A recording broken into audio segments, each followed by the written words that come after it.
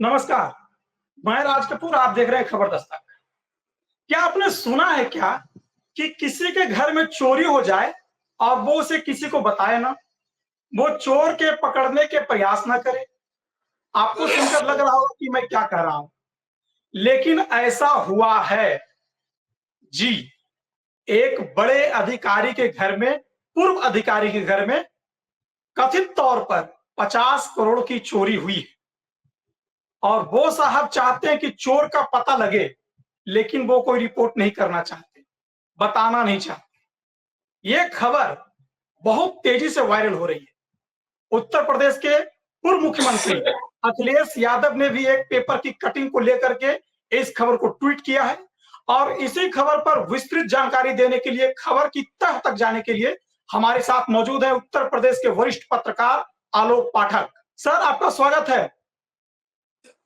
नमस्कार नमस्कार। जी, खबर के बारे में सर विस्तृत चर्चा एकदम बता दीजिए, क्या है खबर? देखिए सर, राज कपूर जी, दर्शकों को ये बताऊं कि आज से 5-6 दिन पहले एक पत्रकार है परवेज अहमद, इन्होंने एक ट्वीट किया कि एक रिटायर्ड आईएएस अधिकारी जो सत्ता के शक्तिपुंज रहे हैं, उनकी उत्तराखंड स्थित कोठी से करोड़ों रुपए की चोरी नगद हो गई है और साहब इस पे कुछ कर नहीं रहे हैं और बड़ी इसकी चर्चा है। खैर, ये 19 तारीख को ट्वीट आता है। उसके बाद कुछ घटनाक्रम यूपी में बदल जाता है, दूसरा मुद्दा बन जाता है। उसके बाद कहानी पलटती है, कुछ मामला ये शांत रहता है।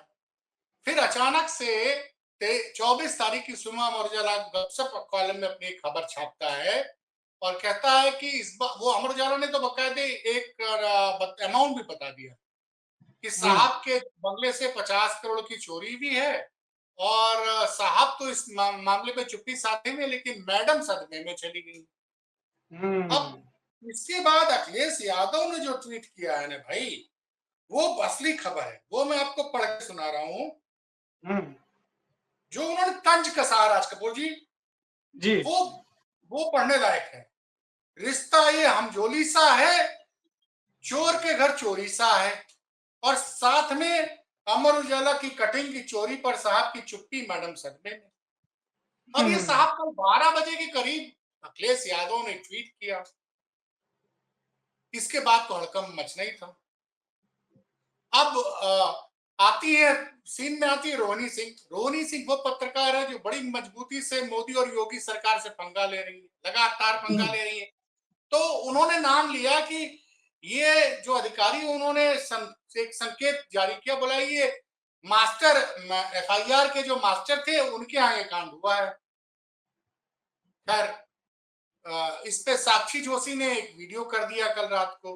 एक वीडियो हमने भी एक दूसरे चैनल पे किया, लेकिन हमने नाम हमको नहीं पता था। हमने सरकार से ये आग्रह किया था कि पिछले 10 साल में जितने भी अधिकारी रिटायर हुए हैं, सबकी संपत्तियों की जांच की जाए और इस खबर, इस वायरल खबर पे तुरंत कार्रवाई की जाए, ताकि इसमें विश्वसनीयता सरकार की दांव पे लग रही है। मैंने 10 साल का जिक्र किया था कि पिछले 10-12 सालों में जितने भी अधिकारी उत्तर प्रदेश में पावरफुल रहे, उनकी सारी संपत्तियों की जांच कीजिए। अब बड़ा खुलासा कर दिया न्यूज नशा में विनीता यादव ने कल रात को डिबेट किया, और उसमें अखिलेश यादव के ट्वीट पे ही वो डिबेट थी। और पहले सपा के नेता रहे, वर्तमान में कांग्रेस में है, सीपी राय आगरा वाले, उनको बिठाया था।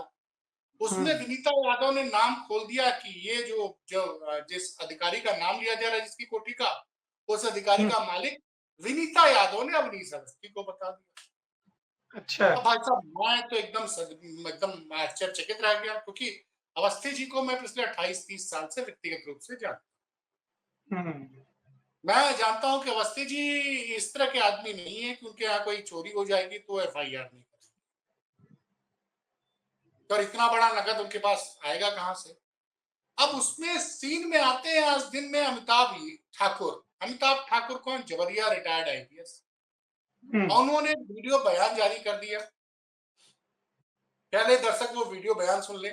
पिछले दिनों पूर्व नौकरशाह और वर्तमान में उत्तर प्रदेश सरकार के सलाहकार श्री अवनीश अवस्थी के भीमताल हल्द्वानी उत्तराखंड स्थित बंगले पर कथित रूप से 50 करोड़ रुपए चोरी होने के समाचार सामने आए हैं, जिनके क्रम में मैंने यूपी के मुख्यमंत्री श्री आदित्यनाथ को पत्र भेजकर इन तथ्यों से अवगत कराते हुए एक रिटायर्ड हाई कोर्ट जज की अध्यक्षता में उच्च स्तरीय जांच समिति बनाकर निष्पक्ष जांच कराए जाने की मांग की है। अभी बयान सुना आपने, वो साफ साफ नाम ले रहे हैं कि आरोप चूंकि मुख्यमंत्री के योगी आदित्यनाथ के सलाहकार और वरिष्ठ रिटायर्ड आईएएस अधिकारी अवनीश अवस्थी पर लगे हैं, इसलिए उन्होंने बाकायदे वीडियो बयान जारी किया और एक चिट्ठी लिखी योगी आदित्यनाथ कि इन पूरे आरोपों की जांच हाई कोर्ट के रिटायर्ड जज के द्वारा कराई जानी चाहिए। भाई साहब, इसके बाद हड़कंप मच गया। मैं विनीता यादव ने तो यूट्यूब चैनल में बोला था, बहुत लोगों ने इसको देखा नहीं था, क्योंकि सुबह मैं देख रहा था उस चैनल को 12-1 बजे करीब 27,000 लोग देख चुके थे और थंबनेल वगैरह में अवनीश अवस्थी का नाम नहीं था। वो वीडियो में एक बार नाम आया, 2-3 बार नाम। अच्छा, अवनीश अवस्थी के बारे में बता दूं, अवनीश अवस्थी योगी सरकार में बहुत ताकतवर अधिकारी रहे, सबको पता है, और रिटायरमेंट के बाद भी योगी जी ने उनको छोड़ा नहीं और सलाहकार बने हुए हैं। तो हो सकता है कि अवनीश अवस्थी किसी राजनीतिक और किसी साजिश के शिकार हुए, उनके नाम को। अब इसमें ट्विस्ट क्या आता है राज कपूर जी, कि अमिताभ ठाकुर के बयान के 3-4 घंटे बाद एक वीडियो वायरल करा। वो वीडियो जरा वो ममता त्रिपाठी का ट्वीट आप लगा दीजिए। तब इस वीडियो में जिस कोठी को दिखाया जा रहा है, ये बताया जा रहा है इसी कोठी की चर्चा हो रही है, क्योंकि किसी ने भी वो उत्तराखंड में बोला था, उन्होंने कल विनीता यादव ने भीम हल्द्वानी में भीमताल में, लेकिन प्लॉट नंबर नहीं। मैं भीमताल के पास बहुत सी कोठियां हैं। अब इस वीडियो में बताया गया कि ये वीडियो चर्चा का विषय है, ये किसी रोली सिंह के नाम पे है,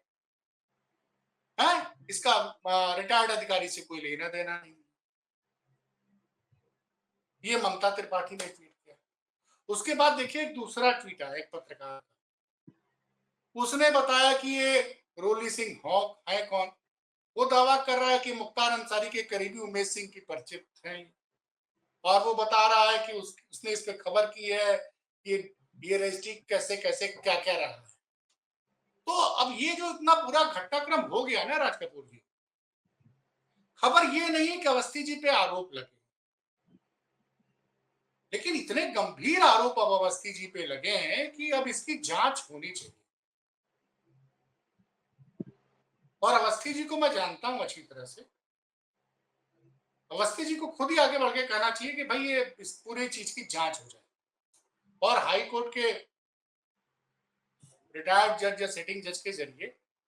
नहीं तो अगर जांच का आदेश योगी सरकार नहीं देगी तो विपक्ष बड़ा आक्रामक हो गया है।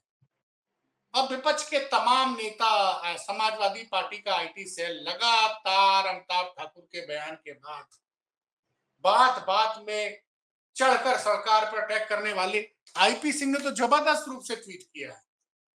उन्होंने तो और भी कई आरोप लगा दिए हैं। तो देखिए अब हो क्या गया कि अवनीश अवस्थी को जब आपने घेर लिया, उन पे आरोप लग गए, तो इससे क्या होगा कि राजनीतिक नुकसान योगी जी को होगा।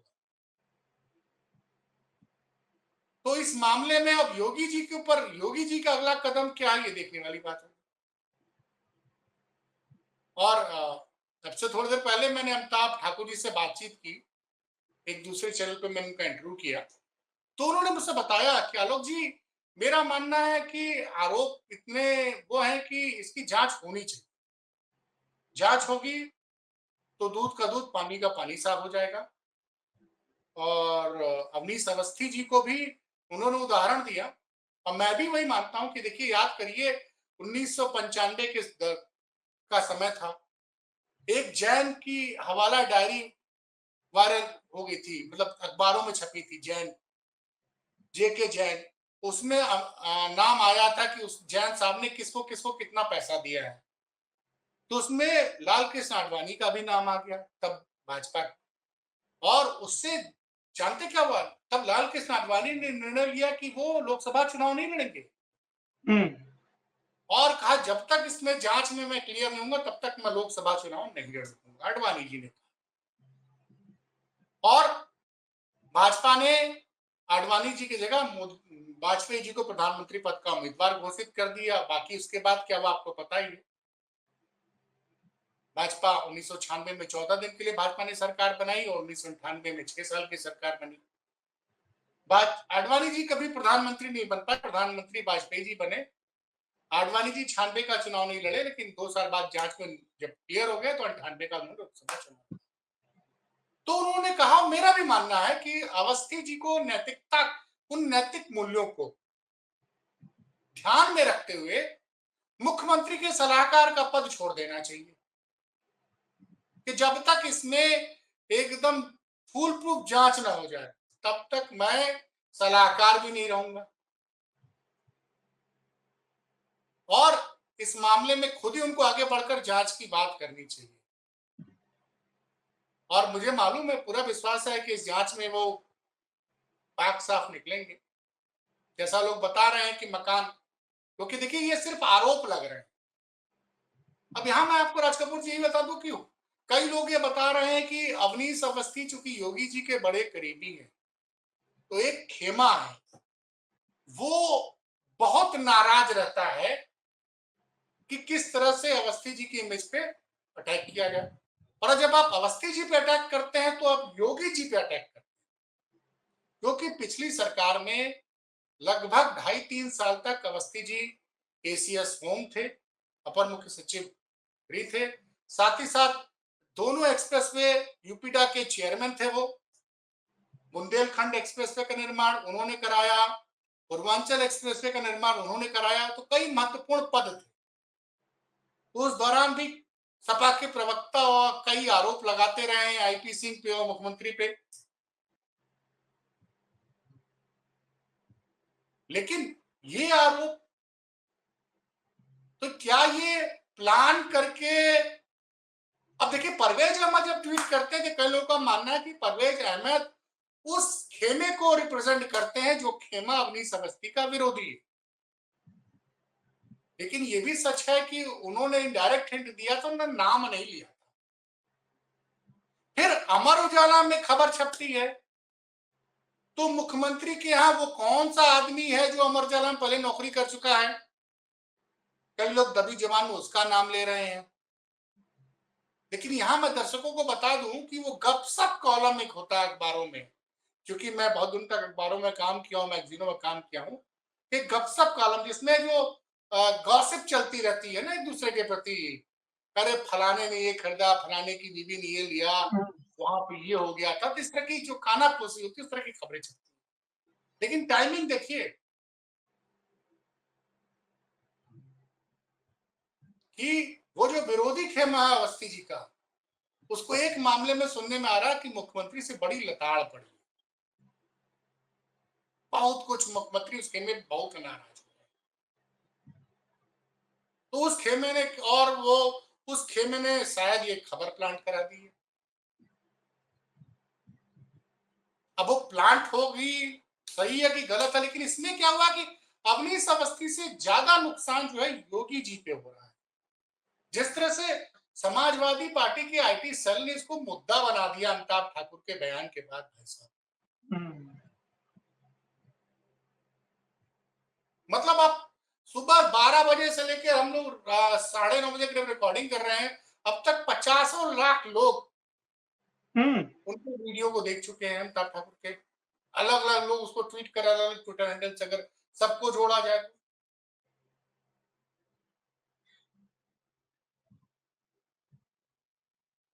नहीं तो आप क्या इनडायरेक्ट वे में ये तो नहीं कहना चाह रहे हैं कि भारतीय जनता पार्टी की उत्तर प्रदेश की जो इंटरनल पॉलिटिक्स है, आंतरिक जो राजनीति है, नहीं, जो आप खेमों ये की बात कर रहे हैं, योगी जी के, सुनिए, योगी जी के करीबी दो खेमों में वर्चस्व की लड़ाई का भी नतीजा हो सकता है।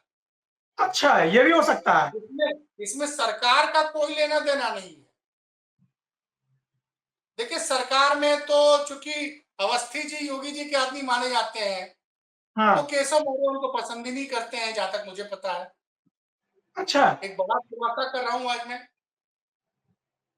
याद होगा कि जब अयोध्या में पिछली बार छोटी दीपावली थी और हेलीकॉप्टर स्टेट प्लेन आके खड़ा था और केशव मौर्य जी नहीं गए।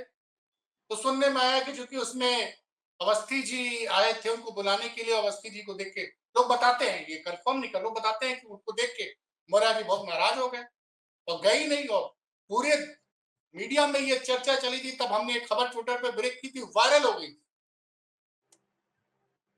कि भैया चुनाव के ठीक पहले के अंतिम दीपावली में मुख्यमंत्री के साथ एक ओबीसी समाज का बड़ा चेहरा आया ही नहीं अयोध्या।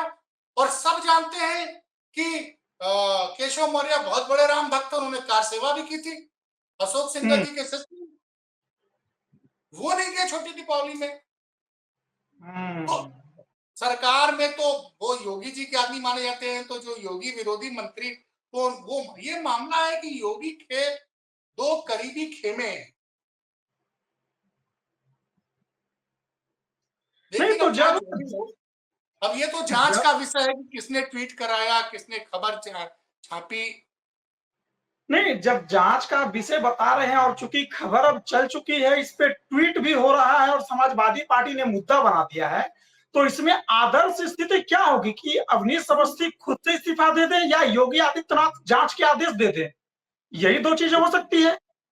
अब देखिए सरकार क्या करती है तो सरकार का काम है, लेकिन हाँ, मेरा मानना है कि अमिताभ ठाकुर जी ने बहुत सही मांग की है हाँ। और इस मामले में सरकार को इन आरोपों की गंभीरता से जांच करानी चाहिए। और ये आरोप अगर एक षड्यंत्र के तहत फैलाया गया है अवस्थी जी के खिलाफ, तो भी उन लोगों का भी नाम उजागर होना चाहिए। कुल मिलाकर के ये बात आज के डिबेट में स्पष्ट हो रही है कि जो अवनीश अवस्थी पर आरोप लगे हैं, कथित तौर पर जो भी छप रही है खबरें, उसके सच्चाई का पता लगाने का यही तरीका है, उस पर जांच बैठाई जाए और जांच के बाद जो परिणाम आते हैं वो तय करेंगे कि क्या अवनीश अवस्थी के ऊपर आरोप लगाए गए हैं वो सही है या गलत है। आज की चर्चा में इतना ही। कल किसी और मुद्दे के साथ हम आपके सामने हाजिर होंगे। तब तक के लिए हमें दीजिए इजाजत। नमस्कार।